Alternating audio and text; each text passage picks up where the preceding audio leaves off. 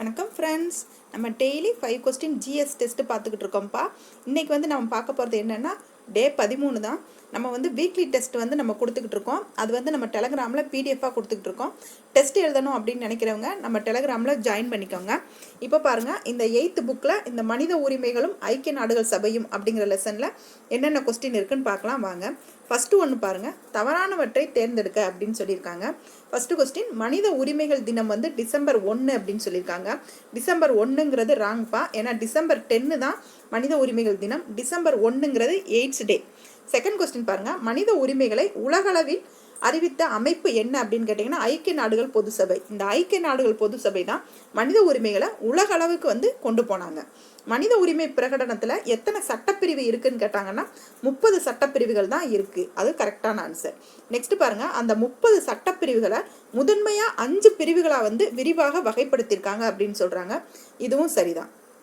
Next question பாருங்கள், எத்தனை இணைகள் சரியாக பொருந்தியுள்ளது அப்படின்னு இருக்காங்க.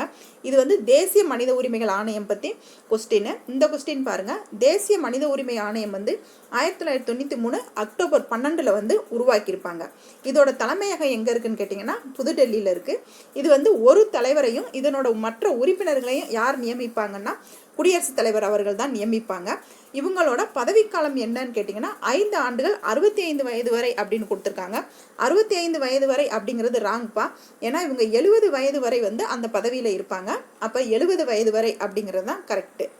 நெக்ஸ்ட் கொஸ்டின் பாருங்க, எத்தனை இணைகள் சரியாக பொருந்தியுள்ளது அப்படின்னு சொல்லியிருக்காங்க. இது வந்து மாநில மனித உரிமை ஆணையம் பற்றி சொல்லியிருப்பாங்க. மாநில மனித உரிமை ஆணையம் வந்து 1997 ஏப்ரல் 17 உருவாக்கப்பட்டது அப்படிங்கிறாங்க. இந்த மாநில மனித உரிமை ஆணையம் சொல்கிறத விட இது தமிழ்நாடு மாநில மனித உரிமை ஆணையம் அப்படிங்கிறது தான் கரெக்டான ஆன்சர். இதில் தமிழ்நாடு அப்படிங்கிறது வரலை அப்படிங்கிறதுனால இந்த சென்டென்ஸ் தப்பு. சரிங்களா? அப்போ தமிழ்நாடு மாநில மனித உரிமைகள் ஆணையம் தான் 1997 ஏப்ரல் 17 வந்து உருவாக்குனாங்க. இதுக்கு எத்தனை உறுப்பினர்கள் இருப்பாங்கன்னா ஒரு தலைவர் உட்பட 3 உறுப்பினர்கள் வந்து இதில் இருப்பாங்க அப்படிங்கிறாங்க. இதனோட வேலை என்னன்னு கேட்டிங்கன்னா, நம்ம இந்திய அரசியலமைப்பு சட்டத்தில் 7வது அட்டவணையில் இருக்கிற மாநில பட்டியல் பொதுப்பட்டியல் அந்த 2 பட்டியலுமே இருக்கிற மனித உரிமை மீறல் தொடர்பான வழக்குகளை வந்து இந்த மாநில மனித உரிமை ஆணையம் வந்து விசாரிக்கும் அப்படின்னு சொல்லியிருக்காங்க. நெக்ஸ்ட் கொஸ்டின் பாருங்க, இது ஆர்டிகல் சம்பந்தமான கொஸ்டின். இதில் எத்தனை இணைகள் சரியாக பொருந்தியுள்ளது அப்படின்னு சொல்கிறாங்க. குழந்தை தொழிலாளர் முறை தடை செய்கிறது. அதாவது குழந்தை வந்து தொழிலாளராக இருக்கக்கூடாது அப்படின்னு தடை செய்கிற ஆர்டிகல் என்னன்னு கேட்டிங்கன்னா பிரிவு 24. ஆரோக்கியமான குழந்தைகள் வளர வழிவகை செய்வது வந்து பிரிவு 39F. குழந்தை வந்து நல்ல உயரமாக இப்படி வளரணும் அப்படின்னு ஞாபகம் வச்சுக்கோங்க. 24 மணி நேரமும் குழந்தைங்க வந்து வேலை பார்க்கக்கூடாது அப்படின்னு ஞாபகம் வச்சுக்கோங்க. 6 வயது வரை அனைத்து குழந்தைகளுக்கும் ஆரம்பகால குழந்தை பராமரிப்பு மற்றும் கல்வி வழங்க பெற்றோர் முயல்கின்றனர்ங்கிற பிரிவு வந்து 45ன்னு சொல்லியிருக்காங்க. இது பெற்றோர் வராதுப்பா, அரசு தான் சரியான ஆன்சர். நெக்ஸ்ட் பாருங்க, 6 முதல் 14 வரையிலான அனைத்து குழந்தைகளுக்கும் இலவசமாக மற்றும் கட்டாய கல்வியை வந்து அரசு வழங்குகிறதுனா 21A. இந்த 3 and 4 ரெண்டுக்குமே நீங்கள் கவனமாக படிச்சுக்கோங்க. இலவச மற்றும் கட்டாய கல்வின்னு பார்த்தீங்கன்னா சட்டப்பிரிவு 21A. அது வந்து ஆரம்பகால குழந்தை பராமரிப்பு மற்றும் கல்வி வழங்க அப்படின்னு சொன்னாங்கன்னா அது வந்து 45. இந்த பிரிவு 45ங்கிறது 6 வயது வரைக்கு மட்டும்தான். இந்த சட்டப்பிரிவு 21A தான் 6 முதல் 14 வரையிலான. இந்த ரெண்டையுமே வித்தியாசப்படுத்தி பார்த்துக்கோங்க.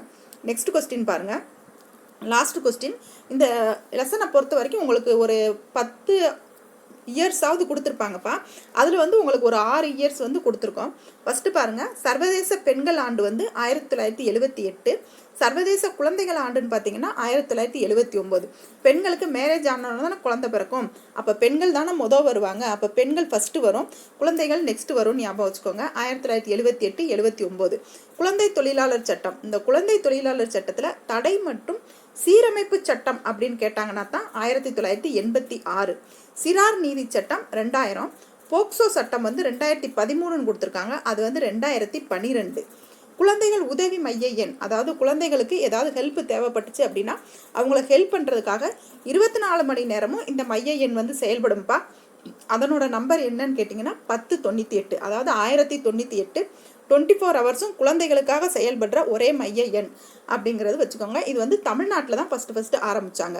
இந்த இயர்ஸ் எல்லாமே கவனமாக பார்த்துக்கோங்க. இதை நீங்கள் ஏறு வரிசையில் கேட்டாலும் இறங்கு வரிசையில் கேட்டாலும் நீங்கள் டீட்டெயிலாக எழுதணுங்கிறதுக்காக தான் உங்களுக்கு அப்படியே கரெக்டாக உங்களுக்கு ஆர்டர் மாறாமல் அப்படியே கொடுத்ததுப்பா.